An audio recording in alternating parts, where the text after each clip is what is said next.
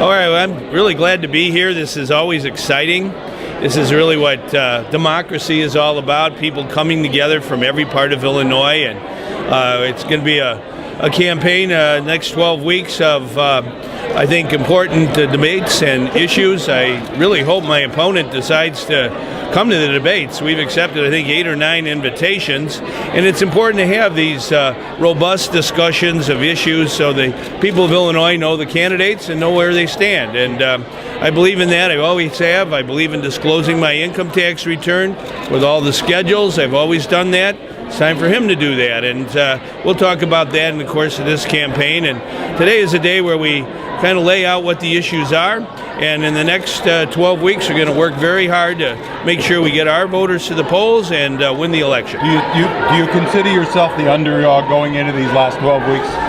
Well, I've always been underestimated. I ran cross country in high school, long distance running, and it's not where you are in the middle of the race, it's where you are at the end, and I know how to kick at the end. Where are you in the middle of the race? I think we're doing very well. I think we have an excellent record, and I think that's the most important thing in running for governor.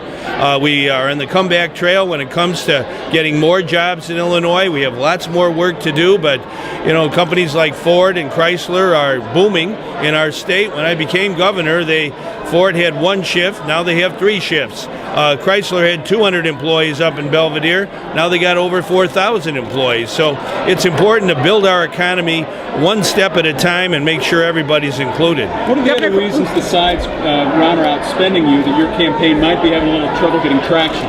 Our campaign doesn't have trouble. We have the best grassroots campaign Illinois has ever seen. I believe in grassroots democracy. That's how we started the Citizen Utility Board. There were a lot of big money people back then that didn't want us to have a consumer group to speak up for everyday people, but we won because we know how to organize and use the power of referendum and petition to get the people's voice heard. Governor Quinn, how do you feel about some of your fellow Democrats being concerned about the top of the ticket being so far behind at this point? We're not behind.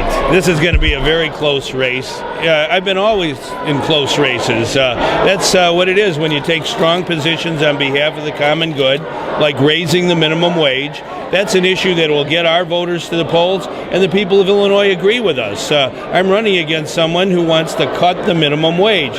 He said it right there in Rock Island, and we're not going to let him get away with cutting the Illinois minimum wage. We're going to raise that wage.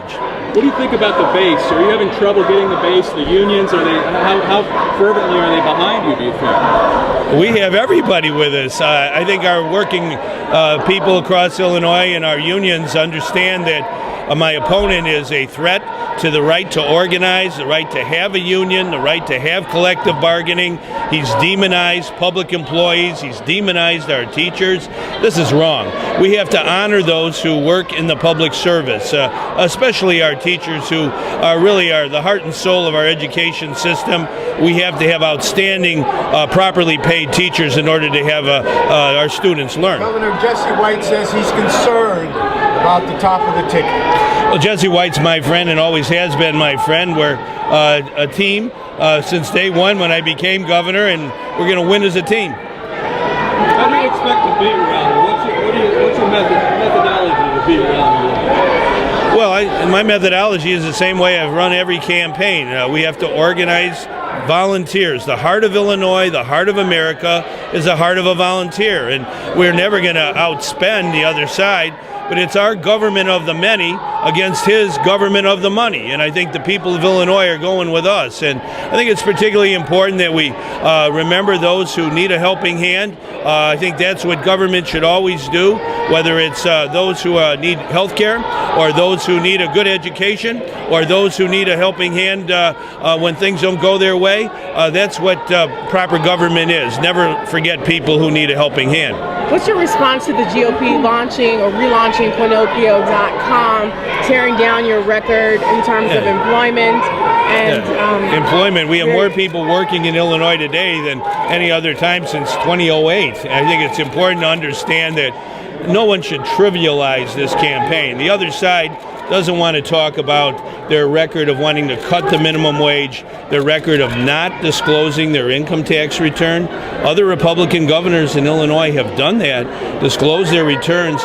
My opponent wants to keep hiding, and I think he should come out of the gopher hole and to the bright sunlight, and we're going to have a debate on the important issues that count for everyday people. We have to have a budget in Illinois that properly invests in education.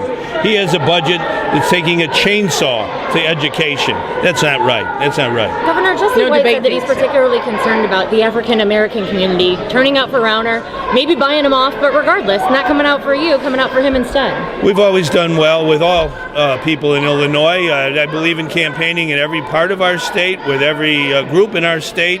I think that's the only way to campaign. So I was at the Bud Billiken Parade on Saturday, and we got an excellent response, and I think we'll get an excellent response every step of the way. What's the key message you want people to come away with today during Democrat Day, Governor Day, etc.? What do you want them to know? Well, you have a governor who understands the importance of integrity and being a people person. You have to have a governor who understands everyday people who live from paycheck to paycheck. That's why I want to raise the minimum wage. That's why I believe in giving health care to people who don't have it. And I also understand how important it is for education in our democracy. We've got to invest in education. My opponent wants to take a sledgehammer to our education budget. He wants to demonize our teachers. We're not going to let him get away with it.